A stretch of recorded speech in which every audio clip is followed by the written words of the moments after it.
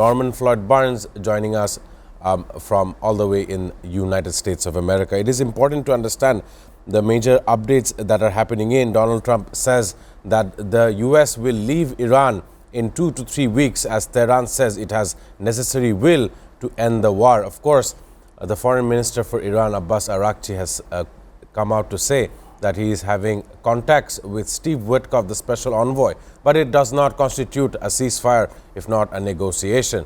And the Iranian side is looking for the ends to the war in certain conditions will prevail. I'm pretty sure about it. And not only so, Donald Trump came out yesterday telling his European allies to say that you should all go to the Strait and go collect your oil on your own. So that is a retaliatory messaging between U.S. and its allied nations in NATO as well as Europe. I want to begin with Norman Floyd Barnes. What are the updates that you have? It is a trying time. As we all know, a hot mess has prevailed for 33 days. What are some of the updates coming from your desk, Norman? Yes, good morning. Today, the 1st of April. Congress is on Easter break this week. The president is calling for President Trump is calling for a press conference, a briefing to the general public this evening to give the United States citizens an update on the status of the war in Iran. News services has reported that the president is predicting the war to end in 2 to 3 weeks. Correct. While another aircraft carrier is en route leaving Norfolk, Virginia, towards the region with 6,000 sailors and additional, I believe, 3 destroyers and additional military personnel.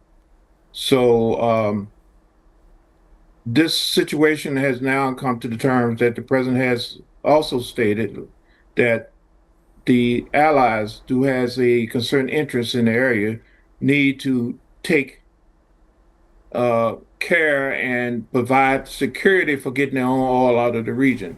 Right. So it's giving a strong indication that the United States is pulling away from the security in the Strait of Hormuz regarding transportation of tankers through the region, and he putting it back onto the countries of European countries to provide their own security and provide their own means of getting that out. As we speak, one of the tankers was attacked. Its second tanker was attacked in Qatar yesterday, and the status of that is still unknown. While the tanker that was attacked off of Dubai, the officials stated that the fire was contained and no oil was released into the Persian Gulf area. So, so these are some of the things that is going on. The president is scheduled. Like I said, the main thing is he's going to talk to the public today and tell them exactly what he knows and what his plan is in regarding this conflict in this area.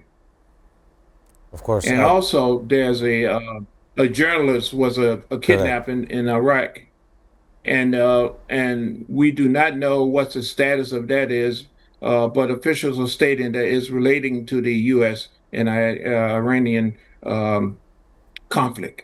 In southern Lebanon, the death toll as of today stands at 1,268 people murdered and injuries over 4,000 people. And it's important to understand where southern Lebanon is, their sovereignty being questioned by their neighbor Israel. And I want to bring up an issue with Norman Floyd. Israel has cancelled a planned visit by French Armed Forces Minister Alice Ruffo to Tel Aviv after France refusing to allow U.S. aircraft carrying weapons to Israel to fly over its territory, according to Israeli media on Tuesday. Movement away from European allies, European nations, and the similar of sort can be seen by the U.S. President Donald Trump. I want your observations. NATO did not participate inside this war, even though they had gunned down some of these drones over Turkey. But earlier on, we've seen how the issue regarding Greenland came about, and NATO once again has said that it does not see any reason to occupy that island. I want to know the move away from Europe. Norman Floyd Burns, what is your observation? How you feel about this drastic new normal?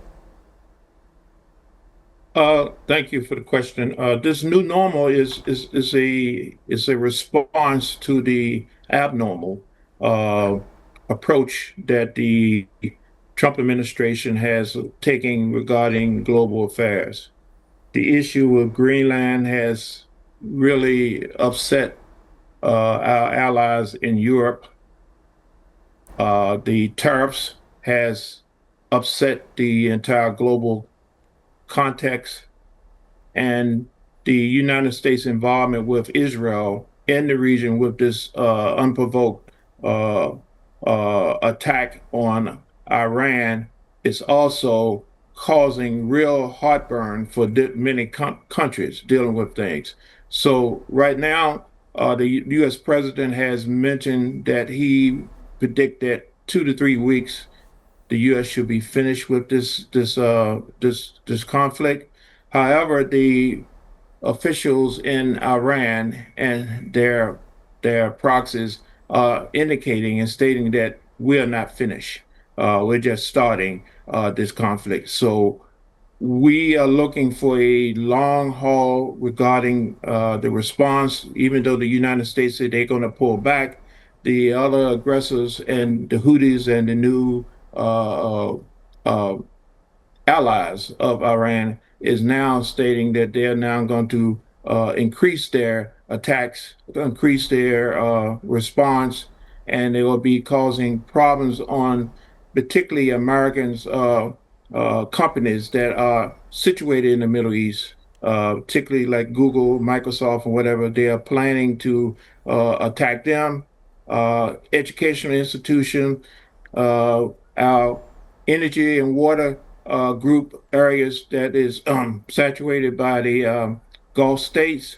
All these areas are subject impending attacks. The U.S. consulate has advised the U.S. citizens in Saudi Arabia to take cover. They're predicted to have more activity that goes on. But the situation, I see it as escalating versus de-escalating, even though the president has mentioned a timeline of 2 to 3 weeks. Thank you.